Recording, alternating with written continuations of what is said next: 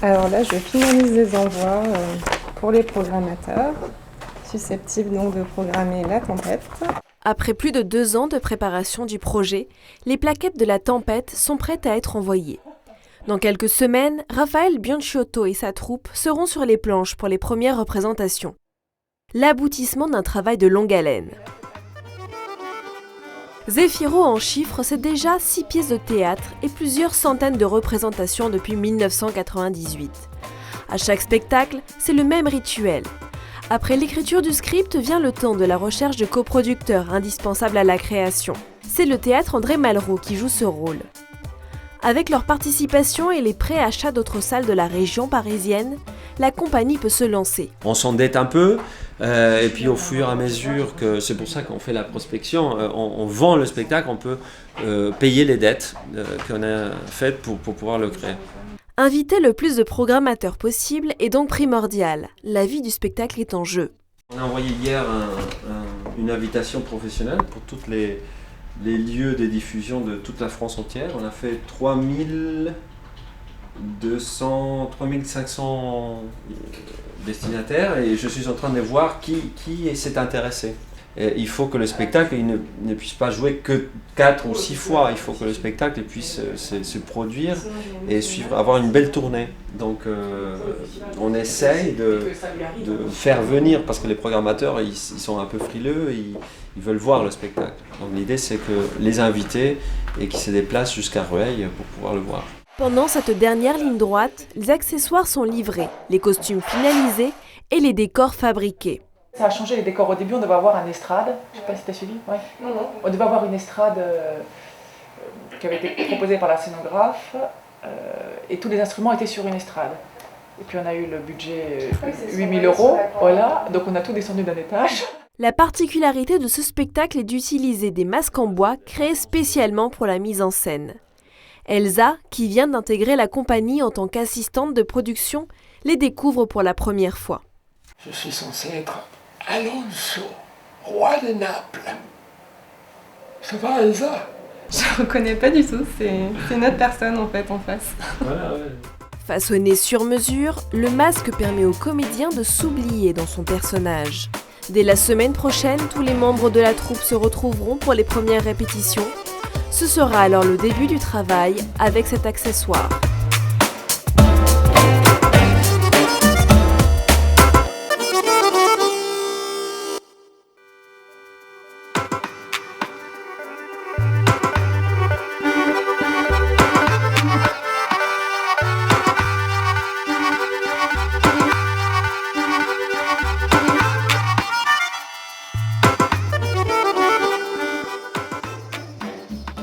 J-3 semaines avant la première. Au programme de la compagnie Zefiro, des répétitions intensives. Tu sais ce qu'on pourrait voir? Le planning de répétition et voir quel jour on travaille quoi.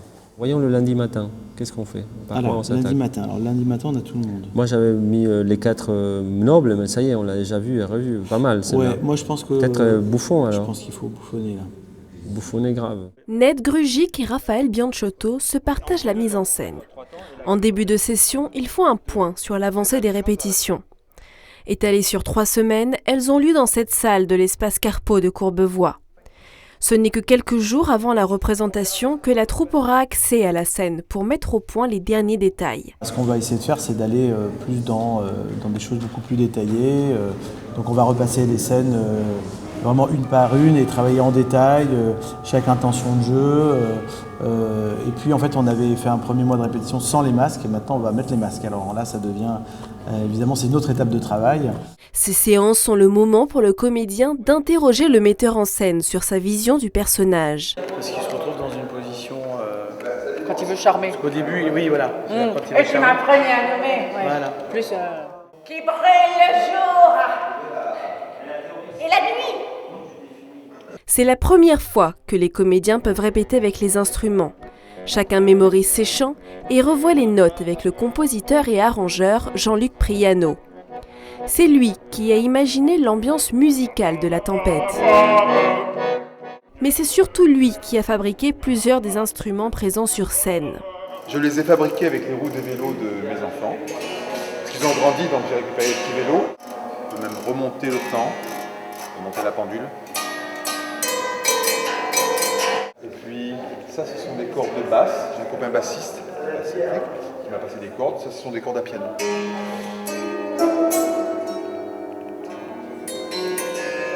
Chaque instrument joue ainsi un véritable rôle dans la mise en scène, comme cette clepsydre qui représente le temps qui passe.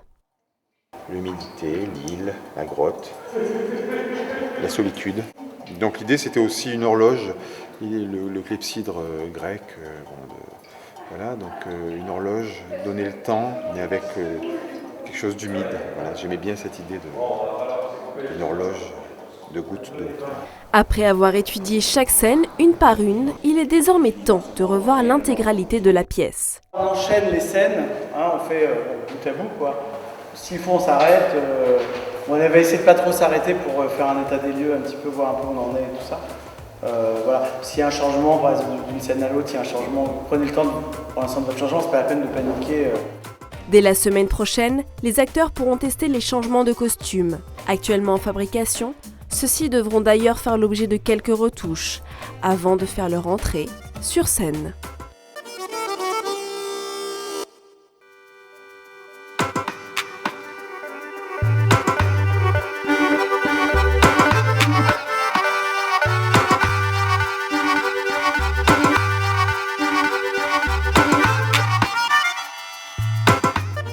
Il ne reste plus que 2 semaines avant la première de La Tempête.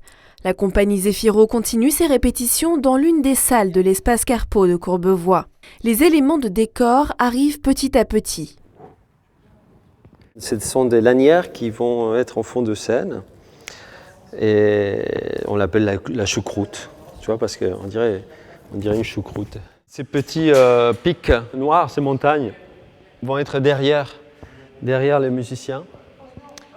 Parce que ici, ça va signifier un peu la grotte des Prospero, de là où viennent tous les instruments. Ces accessoires ont parfois un double rôle, celui de faire partie du décor et de créer des bruitages pour rythmer la pièce. Au début de la scène, ça va être l'installation d'un rectangle avec ces bruits-là. Mais pas question d'en savoir plus pour le moment, les décors ne prendront leur véritable place qu'une fois sur scène. Pendant ce temps, Anne Beautuon, costumière, apporte ses créations pour les derniers essayages.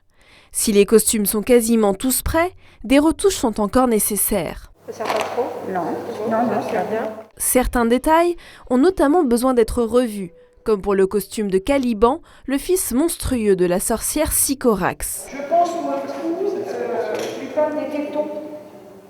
Il faut faire quelque chose, non? Il peut avoir des espèces de... Une perruque ou je sais pas, Ouais, ou des... espèces de poils. Ouais, je pense plus...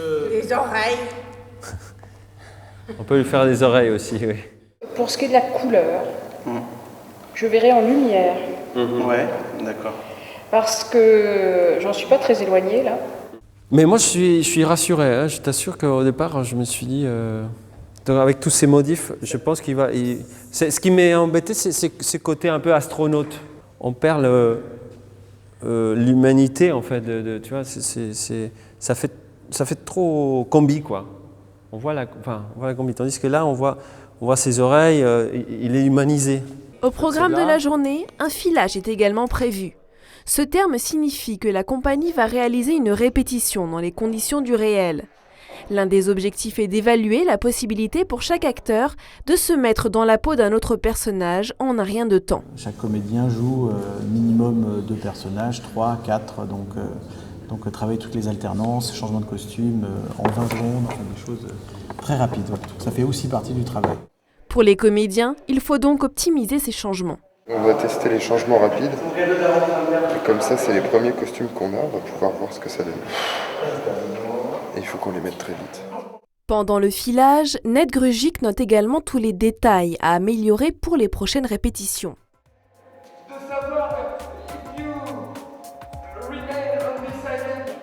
C'est bien fait, c'est plus joli parce qu'ils s'envolent et tout. Là, normalement, tu vois, le truc se fait là. Antonio de Carvalho, qui s'occupera des lumières, devra alors faire en sorte que ces 2 amoureux s'envolent pour de bon vers leur avenir commun.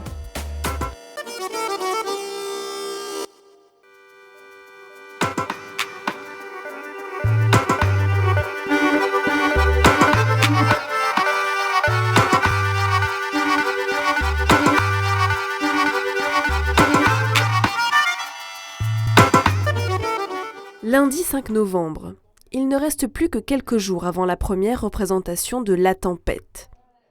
Depuis une semaine, toute l'équipe prend ses marques sur la scène de l'espace Carpeaux de Courbevoie. Les décors ont été installés et les lumières préparées. Restent les derniers effets spéciaux à organiser. C'est de la poudre à fumer, il ne faut pas confondre quand même. Voilà. On met une petite allumette et paf, ça s'enfume. C'est pour le début, La Tempête? Ouais, c'est pour la fumée au départ. Ouais, je me rappelle. Mais on n'a pas de ventilo. Ça dévie là, j'ai l'impression, non? Les accessoires sont positionnés sur scène au millimètre près. Je suis en train de placer les petits bateaux pour La Tempête. La Tempête de Prospero, alors évidemment, il déchaîne ça un peu dans sa tête. C'est un peu comme un metteur en scène, comme un enfant qui joue dans sa chambre. Alors il joue avec des tout petits bateaux comme ça, mais ça c'est une des surprises du spectacle. Il ne faut pas trop dévoiler. Il faut que ça tombe pile au millimètre près sur un trait de lumière. Donc il ne faut pas se tromper. Une fois ces dernières mises au point validées, le filage en costume peut débuter. Alors là, on va faire ce qu'on appelle un filage, c'est-à-dire qu'on va passer on va faire le spectacle pour voir si tous les postes sont bien OK les uns avec les autres, vérifier la lumière, le son, puisqu'on a un parti pris de sonorisation pour donner des effets un peu irréels, comme ça un peu fantastiques.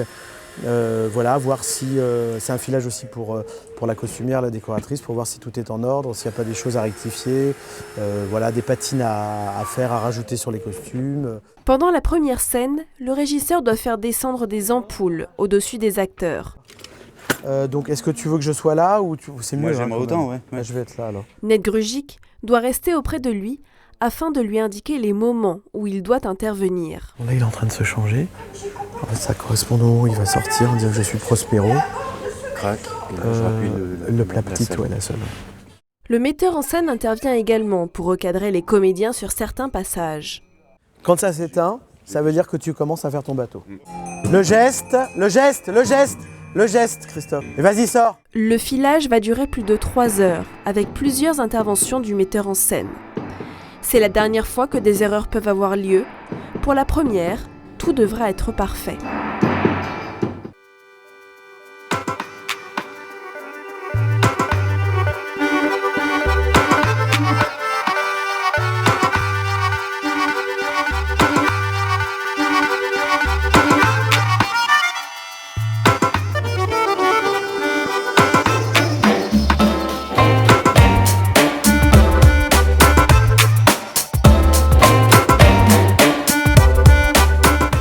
Bonsoir. Dis donc, t'as vu l'heure qu'il est? Faut peut-être que tu t'y colles. Oui, c'est vrai. Tu peux me les habiller? C'est pas comme si t'avais un maquillage de rien du tout à faire. Nous sommes quelques heures avant la première représentation de La Tempête. Les comédiens de la compagnie de théâtre Zéphiro se préparent. Maquillage, repassage, coiffure, c'est la dernière ligne droite. Là c'est l'attente, c'est tout le travail qu'on a fait, ce travail invisible, le spectateur ne voit pas. C'est le grand moment, c'est la première. On a le trac, on est fébrile. Moi je me sens vider un peu la tête parce que le fait de me concentrer sur un détail précis de l'œil ou une ligne de maquillage fait que ça me fait un peu tout oublier et ça me détend. C'est également le moment de faire les dernières mises au point. J'essaye de répéter, de voir comment je peux jouer avec la flûte au milieu. Parce qu'on j'arrête pas de changer, de trouver comme il faut que j'arrive, il faut que je joue d'un instrument et instantanément de l'autre. Donc je suis obligé de trouver des solutions et d'essayer, si je la laisse là pendant tout le spectacle, comment je fais pour jouer certaines parties. Si je dois aller de là à là, je la scie, je la recolle.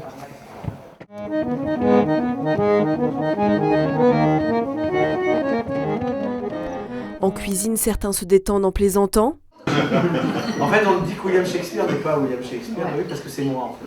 Oui, voilà, on cherche depuis 200 ans qui sait, mais là on a trouvé.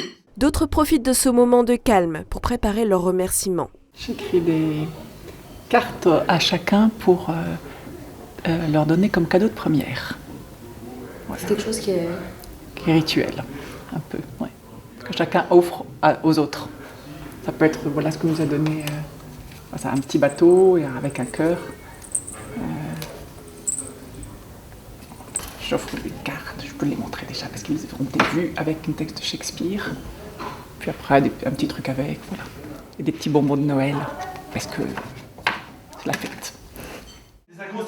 Mais peu à peu, la pression monte. Non, tu dois rester un quart d'heure sur le plateau tout seul? Bah, dès qu'ils rentrent, puis il y a des gens qui ont commencé déjà à rentrer. Ouais, j'ai vu des gens entrer. Donc je vais y aller. Un quart d'heure. C'est génial. Tu vas dans 4 minutes, moi je te dirais merde. Ouais. 4 minutes. 4 minutes, c'est parti. Non, c'est ce micro. Micro. Faut que je mette les micros. Daniel, j'avais pas d'enveloppe, j'ai pris ton enveloppe.